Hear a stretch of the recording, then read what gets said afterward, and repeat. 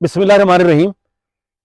मेरे काश्तकार भाइयों, आज मैं आपको भिंडी का भिंडी की काश्त का ऐसा मशवरा दूंगा कि आप जो है वो सिर्फ आपका बीज का खर्चा होगा, बाकी आपको खर्च नहीं करना पड़ेगा। क्योंकि इस वक्त मैंने पहले भी आपको ये बताया था कि मेरे किसान भाइयों की हालत अब ये है कि अब तो इतनी भी नहीं मिलती मैं खाने में जितनी छोड़ दिया करते थे पैमाने में। अब सूरत हाल ये है कि जो मेरा किसान दोस्त है, मेरे किसान भाई हैं, अब वो बेचारे उन्होंने वावेला भी बड़ा किया, उन्होंने जिसे कहते पिट पटवा बहुत ज्यादा किया, लेकिन उनकी किसी ने कोई बात नहीं सुनी। अब ज़ाहिर है कि हमें अपने चादर के मुताबिक जो है वो पांव फैलाने पड़ेंगे। हमें अब किसी किस्म की कोई रिलीफ की जो है वो तवक्को नहीं है, क्योंकि ना हमें खाद सस्ती मिल रही है, ना हमें पानी सस्ता मिल रहा है, ना हमें आगे रेट मिल रहा है। तो मेरे काश्तकार भाइयों, क्योंकि किसान जो है वह बहुत ज्यादा कसम पुरसी की हालत के अंदर है, तो अब मैं कोशिश ये करता हूं कि मेरे किसान भाई इस तरीके के साथ मुख्तलिफ फसलें जो है वो काश्त करें कि उनके ऊपर एक तो खर्च कम हो, नंबर एक। नंबर दो, अगर फर्ज करो एक चीज का रेट ना मिले तो उसे वो पूरे का पूरा उसका सीजन जो है वो जाये ना हो, तो उसको दूसरी तरफ से भी कोई दूसरी फसल से सपोर्ट मिल जाए। तो मेरे काश्तकार भाइयों, जिसने अब भिंडी लगानी है ना, तो मेरा मशवरा यह है कि वो सारी की सारी जो है वो एक भिंडी ही ना लगाए। पहली बात तो यह है कि कुछ भिंडी लगा ले, कुछ बाकी फसलें लगा ले, ठीक है। लेकिन अगर आपने भिंडी लगानी है ना, तो आपने भिंडी का सिर्फ बीज ले लें, ठीक है।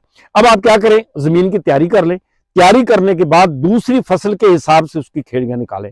मिसाल के तौर पे आप जो है मिर्च काश्त कर रहे हैं, तो आप जो है एक तरफ मिर्च लगा लें, एक तरफ जो है वो भिंडी लगा लें। इसी तरीके के साथ आपने वो मिर्च जो है वो बड़ी देर तक चलेगी आपकी, तो वो मिर्च जो है आपको पैसे देती रहेगी, और भिंडी जो है उसका रेट जब तक हुआ उस वक्त तक आप उससे भिंडी ले लें, फिर आप उसे काट दें। उसके अंदर आप देसी भिंडी भी लगा सकते हैं, उसमें तोतापरी है, बाकी जो भिंडी है जो बेचने वाले हैं वहां आप देख लें कि अच्छी कंपनी के लेके वो लगा दें, फिर आप उस भिंडी को काट दें। कई दफा रेट मिलता ही रहता है, तो फिर आप जो है वो भिंडी आपकी चलती रहेगी। इसी तरीके के साथ आप जो है एक तरफ भिंडी लगा लें और एक तरफ जो है आप उसके अंदर प्याज लगा लें, क्योंकि प्याज का भी जो है वो टाइम है। आपका जो प्याज जो होगा, अब आपने एक तरफ भिंडी लगा ली, एक तरफ आपने प्याज लगा लिया उसी खर्चे के अंदर। अब उसी खर्चे के अंदर बाद हमारे दोस्त जो है प्याज के ऊपर ही मिर्च लगा देते हैं। अब आपका प्याज भी हो गया, मिर्च भी हो गई, और आपकी जो है वो भिंडी भी हो गई। इसी तरीके के साथ बाद जो मेरे दोस्त हैं वो एक तरफ जो है वो प्याज लगा लेते हैं और दूसरी तरफ भी प्याज लगा देते हैं, यानी दोनों तरफ आपका प्याज लग गया। दो यानी आपकी जो है लाइनें प्याज की लग गई, 2.5 फुट का आपका पटरा हो गया। फिर दोनों तरफ वो कपास लगा देते हैं।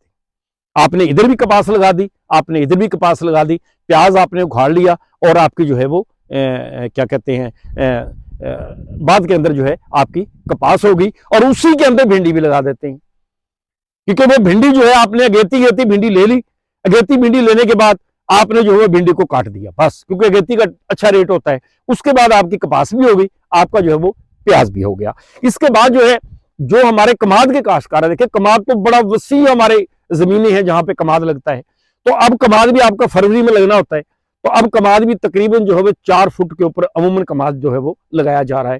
तो अब 4 फुट के पटड़े के अंदर तो आप जो है वो आप एक तरफ जो है वो भिंडी लगा दें, एक तरफ आप जो है वो टमाटर लगा दें, एक तरफ आप और दरमियान के अंदर आपका जो है वो कमाद आ गया।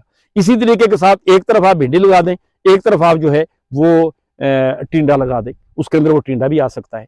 तो इस तरीके के साथ आपने जो दूसरी फसल लगानी है ना, आपने उस फसल के ऊपर खर्चा करना है। भिंडी के ऊपर आपने सिर्फ जो खर्चा करना है ना, वो आपने बीज का खर्चा ही आपका होगा। बाकी स्प्रे वगैरह जो होंगी वो तो ज़ाहिर आपने दूसरी फसल जो लगानी है उसके ऊपर भी होंगी। जब इसके ऊपर स्प्रे करेंगे दूसरी के ऊपर आ जाएगा, गोडी करेंगे तो सारे की इकट्ठी हो जाएगी। इसी तरीके के साथ ये पता नहीं होता इस मुल्क के अंदर कि कौन सी चीज ने उठ जाना होता है।